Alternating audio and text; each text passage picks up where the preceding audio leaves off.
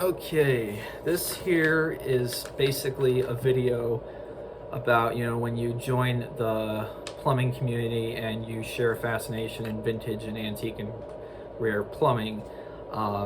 This is just some basic know-how that you need to know before. I mean, unless you know everything, but just these are some fundamentals on of when you film plumbing. So this video title is called Filming Plumbing 101. Okay, all right, I'm gonna list them here. Be mature, do not film yourself or others using the bathroom. I mean, I've seen way too many thumbnails and titles of people doing that. I can't believe it. Just, you wouldn't want your privacy violated, so respect privacy to the fullest, as I do and as do others on the plumbing community. So here we go. Next, film each stall separately in busy facilities. So basically, if you're in a crowded or busy bathroom, it's best to film each stall, like each urinal and toilet separately, and then you can stitch all those videos together into one using iMovie, and of course iMovie or other software. When filming bathrooms of the opposite gender, it's best to do so in an empty or mostly empty building, or have someone of the opposite gender basically go into that matching gender, go into that bathroom and film it for you. So say you are a man, you want to film a woman's bathroom, have say your girlfriend or your wife film that bathroom for you. Or sometimes when you go into, as I've gone into plenty of women's bathrooms, and mostly in empty closed or empty or near empty buildings, as many other YouTubers. And, park bathrooms. So just to give example, toilets, ROC goes into women's bathrooms, but he does it when there's no one around, so he doesn't get caught. And it's amazing what you find. Some women's bathrooms, a lot of those have those crown jewel rare urinals in there, which is fascinating. But yeah, I have, as you know, I have nearly gotten in trouble a few times doing this. So, all right, next, avoid sticking camera into a toilet unless the toilet is not connected to a sewer. So I admit I stuck a GoPro up the trapway of an AS Afval toilet to film the hidden siphon jet action, and I nearly did have the camera get sucked out of my hands, and that would have been a problem, getting stuck up there. And it's, ew. So if you're gonna, say you have a toilet collection and you want to film underwater action, you can, your toilet's not hooked up to the sewer, so that if the camera, say, gets stuck up in the trapway, you can get it out with a snake, not just one way, but you can out the bottom of the toilet as well.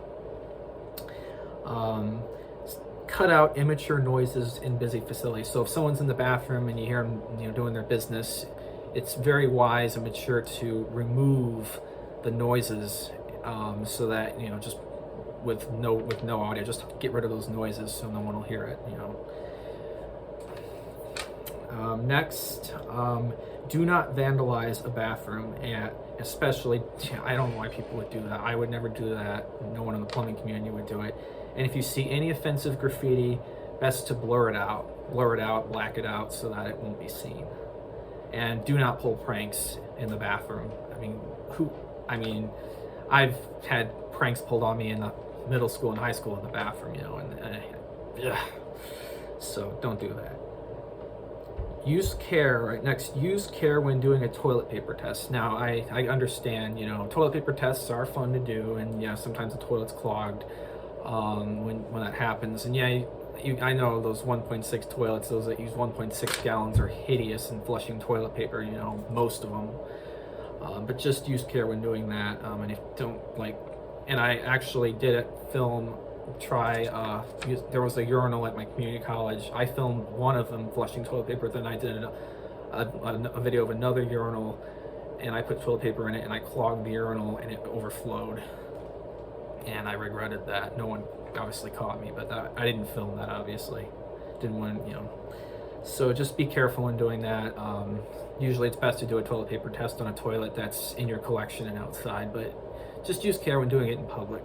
And just saying. Next, avoid copyright music. And if there's music playing in the bathroom, like, you know, at restaurants and then, you know, that like, you can say in the video, I don't own the music in this video. I don't own the music. I think that's enough to, you know, keep you out of, keep a strike from being thrown your way on YouTube. Or simply put, just remove the music altogether with silence and only and only put in the sound of the toilet flushing. So yeah, and especially if you put music into your videos, make sure it's your music that you put, or if you do put music in your videos and it's from someone else, make sure to source it. You know, APA, you know, just to source it, MLA source and all that. When filming abandoned bathrooms, it's best to usually ask permission, but if that's not possible and there's no way to, and you can't find the owner, or, you know, like, best to stay hidden when doing so. I confess I've snuck into abandoned buildings. I've trespassed into it, like, you know, at the hospital of my birth, I snuck in 3 times to film plumbing, and I was fortunate not to get caught, but the 4th time I came back, the doors were chained shut. Probably because they saw me on camera. There were cameras in there. I was just lucky I wasn't caught. Yeah. All right, next is, if you see a toilet by the side of the road, I think someone said on YouTube that a toilet by the side of the road is in the public domain and nobody wants it. Basically, it's like, you know, when you go dumpster diving, it is said everything's in the public domain. Of course, unless, you know, the owner screams at you and says, "Hey, leave it alone." You know, because obviously if I were putting a toilet up by the side of the road, I wouldn't mind anyone picking it up.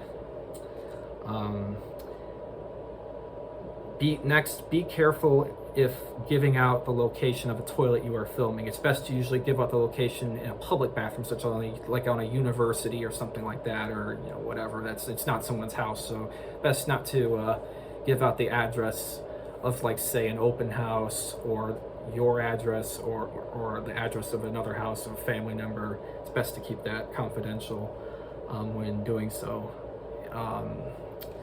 Unless you want to share it with, you know, your YouTubers I don't know. I think it's best just, you know, just to stay safe and don't share the private address. Just say location strictly undisclosed. That's what a lot of people in the plumbing community have done. Don't cyberbully. I've been cyberbullied so many times, I'm so used to it, and all I do is I just report and block the imbeciles cyberbullying me. And don't bully within the toilet community. I really, really hate it, and certainly you would too. I hate it. And lastly, if you want to share your address or phone number, do not do it in public online or in the comment section. Do it via private email. If you want to share your address and phone number with other plumbing members on the plumbing community. I'm kind of reluctant about sharing my address. My parents are like, don't even think about it, or we're going to force you to shut your account down. Maybe if I'm on my own, I could do it. So anyway, this is basically kind of like, you know, it's like a 101 class so it's basically for the beginner plumbing fanatic who wants to start a YouTube channel and join the plumbing community and film bathrooms. This is some essential information that you need to know. You might know a lot of it already, but it's best to know it. Ignorance is your enemy.